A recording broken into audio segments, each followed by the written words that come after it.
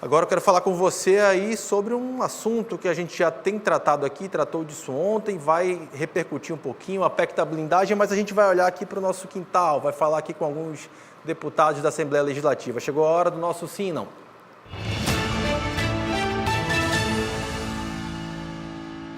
Deu, inclusive, um rebuliço danado, falar daquele assunto ontem, né? Uma repercussão grande aí na internet, porque a gente sabe que é um assunto que está na pauta nacional. Essa PEC da blindagem gerou muita repercussão. A gente já viu hoje, inclusive, até o presidente da Câmara, Hugo Mota, dando uma recuada nesse assunto. Mas o que a gente quis hoje pela manhã?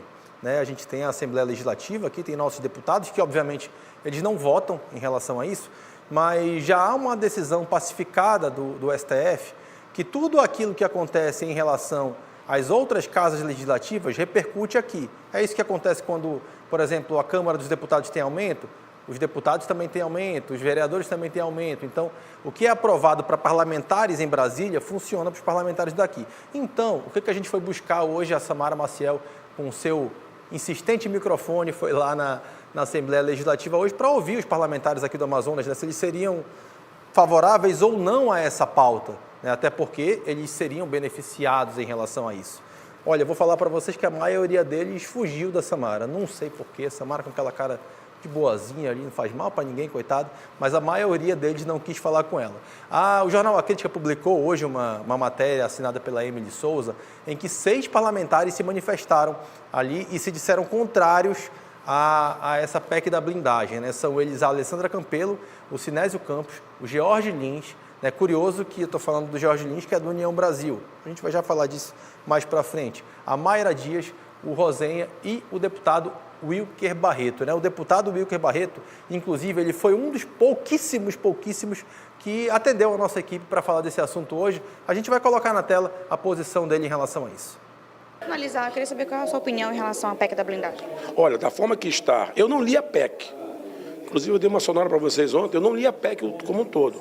Mas do que eu escutei pela imprensa, não dá para ser desse jeito. Uma coisa é você garantir a prerrogativa do exercício do parlamentar. Outra coisa é blindar o parlamentar contra todo tipo de crime. Se eu tivesse o poder de votar, eu votaria contra. Está aí o posicionamento do deputado Wilker Barreto, se mostrando contrário à PEC, faz ali eu não li e tal, estou acompanhando só pela imprensa, né, dá uma desconversada, mas diz que seria contra, que depois de todo esse furdunço, toda essa repercussão, acaba sendo a posição mais natural. Tem um posicionamento também que eu considero extremamente curioso, que é o posicionamento do deputado Péricles. O deputado Péricles, delegado Péricles, ele é do PL, né? Ele é do partido do ex-presidente Jair Bolsonaro. O PL é um dos partidos que nacionalmente, que lá na Câmara dos Deputados, votou 100% a favor da PEC da blindagem, né? 100% dos deputados, todos os deputados do PL, uma das maiores bancadas da Câmara dos Deputados, votou a favor dessa pauta. E aí, o que me chama a atenção é que o posicionamento do deputado Péricles foi em outro caminho. Bora colocar na tela. Então, eu queria aproveitar para o senhor comentar qual a sua opinião em relação à PEC da blindagem. Sou contra. Se estivesse aqui na Assembleia, votaria contra. Eu acho que não cabe, nesse momento, né, do Brasil, qualquer tipo de privilégio que o parlamentar, e eu me coloco como parlamentar, já tem privilégio, eu acho que tem que se cortar. A gente acha que está estranho alguns fazendo críticas, tendo esses privilégios já ao longo de anos, né, como alguns que passaram até no governo, que têm os privilégios de ex-governador e recebem, e continua, e agora fazem críticas a isso. Então, acho estranho, mas se fosse aqui na Assembleia, eu votaria contra. Detalhe curioso, né, que a gente sabe que existe um dispositivo chamado infidelidade partidária, né? Lá na Câmara dos Deputados, por exemplo, se um deputado do PL votasse contra essa pauta que foi abraçada, né, por todo o partido, ele poderia, inclusive, perder o mandato por infidelidade partidária, né? Mas aqui, em âmbito local, o delegado Péricles falou que se fosse aqui essa PEC, né, que não é o caso lá em Brasília, como a gente já falou, e terá repercussão aqui, caso aprovada, ele votaria contra.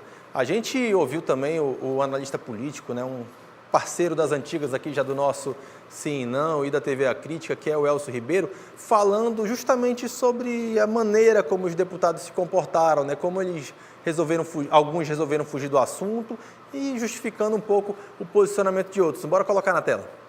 Quando você vê nos parlamentos estaduais se você olhar alguns partidos, majoritariamente votaram favorável lá em Brasília.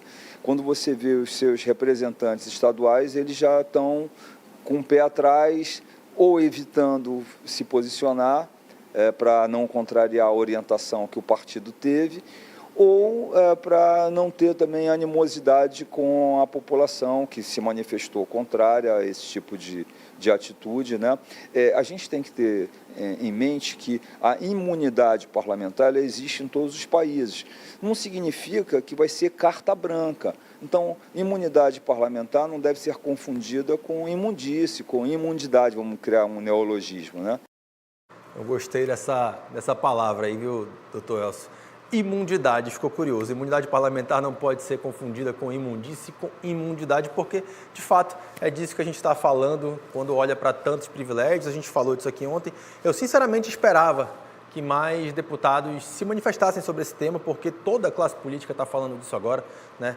Tanto deputados federais, alguns, inclusive, recuando, né, no posicionamento, outros ali defendendo o seu ponto em relação ao Senado, que ainda vai apreciar essa matéria, e a tendência é que derrube, inclusive já na Comissão de Constituição e Justiça, mas muitos optaram por fugir. Alguns até sinalizaram para a Samara que iam falar, mas sequer apareceram na área reservada ali para falar com a imprensa, optaram por fugir de fininho ali sobre esse assunto.